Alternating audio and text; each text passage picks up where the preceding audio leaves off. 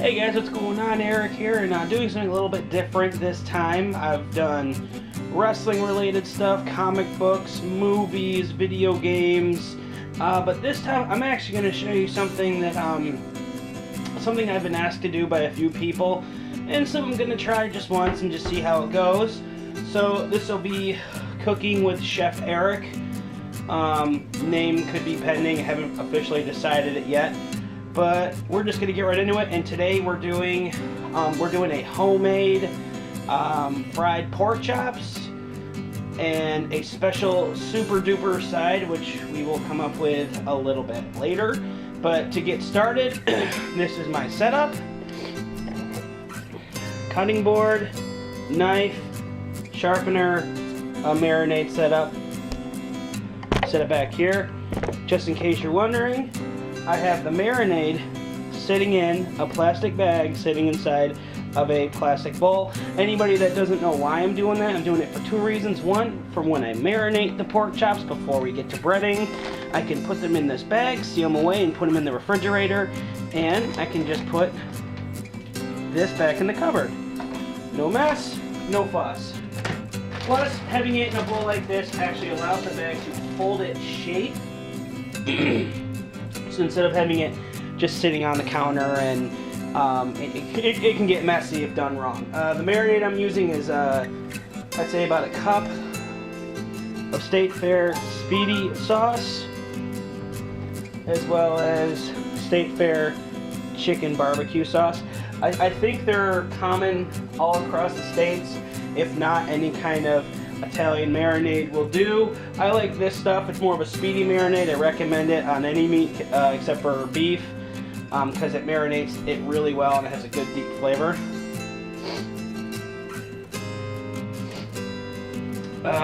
So step one, we're gonna get the knife. Your simple, basic chef's knife. Now, just so cleaning doesn't become an issue, or not cleaning, I should say sharpening rather, I also have a knife sharpener. A lot of people have those knife sharpening poles, you know, those long metal sticks.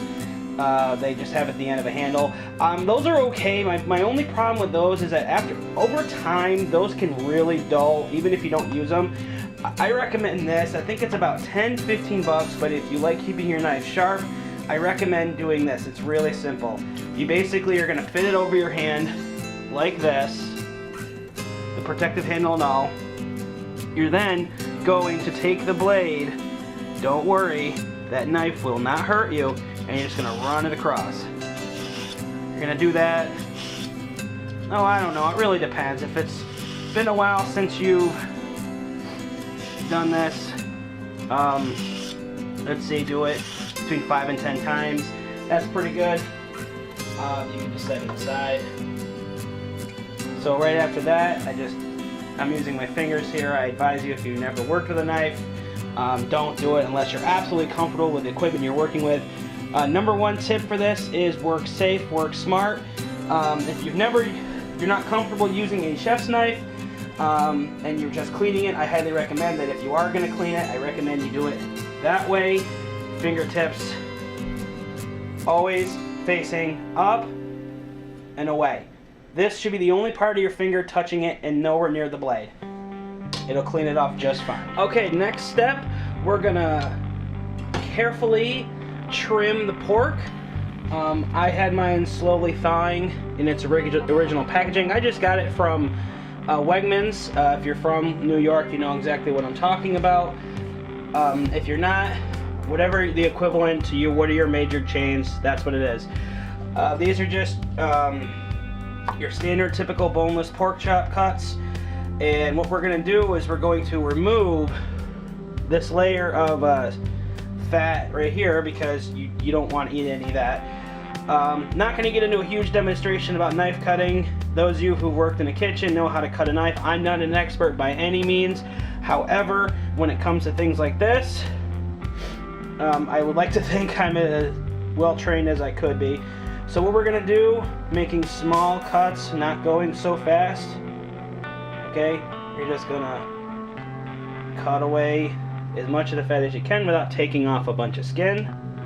Just put it aside, don't worry about tossing it just quite yet. This cut is really simple. Trying to adjust using that part of your finger right there. That's going to be your guide. Rest it up there, point the blade away from you and cut. And if you do that, keeping your fingers always tucked in like a claw, you will never cut yourself. This is kind of a small cut, so I'm thinking I'm going to cut this in half. Again, if you're not familiar with this, take your time and be safe. I'm just going to pinch the sides. I'm going to drag the blade across. This is not a preferred method, but with a cut this small, nothing wrong with that. And then I'm going to tuck it inside, hand on top of the loin, cut through slowly. You always want to watch that part of your hand. You never, ever, ever want to drag your blade super fast to it. You can end up hurting yourself pretty badly. So that's pretty good. Just going to put those right in the bag. And we're just going to repeat that process for all of it. Trimming away as much fat as you can. It's totally alright. If you're not perfect and it kind of looks like it's a little rectangular shaped, you know what?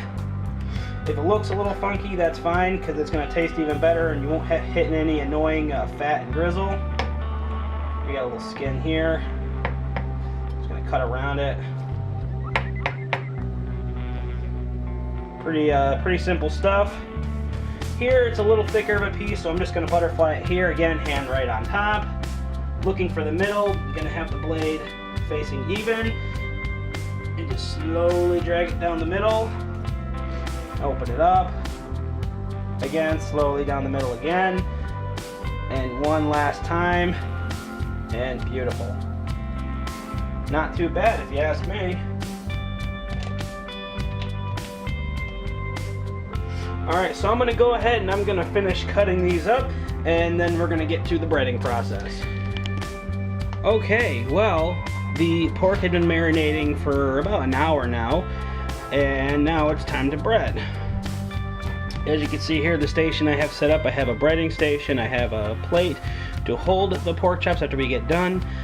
Feel free if you wanted to do like a batter beforehand. I believe that if you do a heavy marinade like this, there's no need to do a batter, but you could always end up doing a batter, and maybe that we'll cover that next time.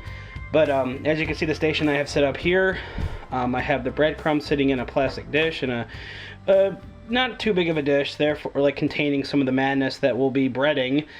And we have the plate here, which we're going to put them on, like I said, and I have this metal tray here, just in case we do make a mess, because, you know, got to contain the madness, as I said. And yeah, and just basically doing things like this just makes it makes the whole process go a lot easier. It might take a few extra minutes to get it assembled, but I'm telling you right now, in the end, you'll be thankful. Plus, you'll have less of a mess to clean.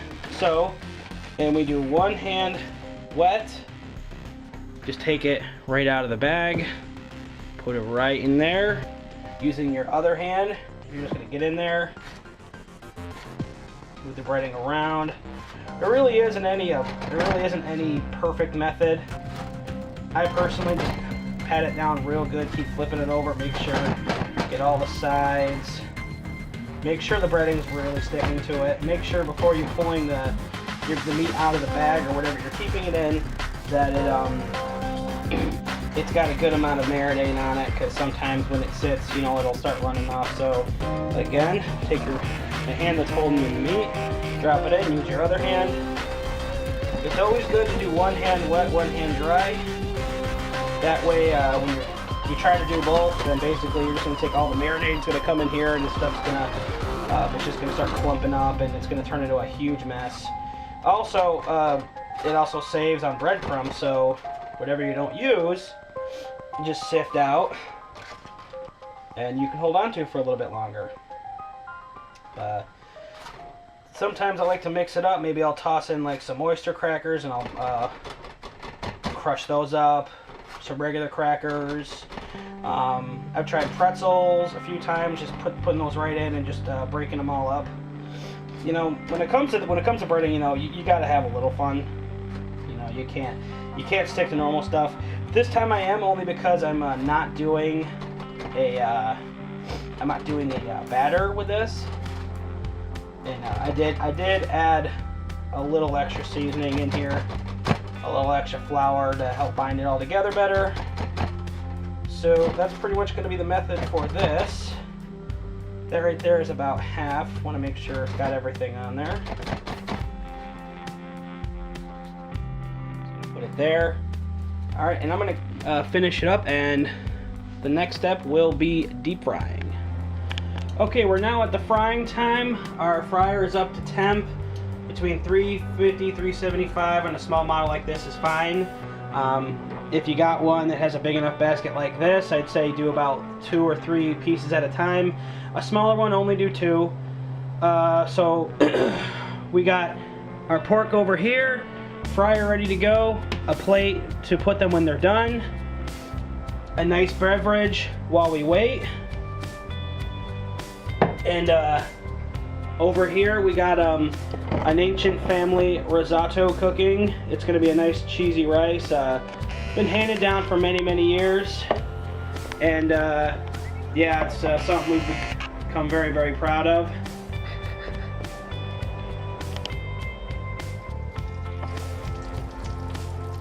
Yeah, get that party going. No rush on these. You want to let them sit in there. Don't immediately get the tongs in there and move them around. You're going to break up all that breading. Let them sit in there for about a minute. Let the exterior starting to hard up a little bit, and then move the basket a little bit. So we're just going to let these here go, and I'm going to grab another beverage. All right, they're starting to brown up. You're going to lift them out. Try to get as much oil off as you can. Just gonna set it right there.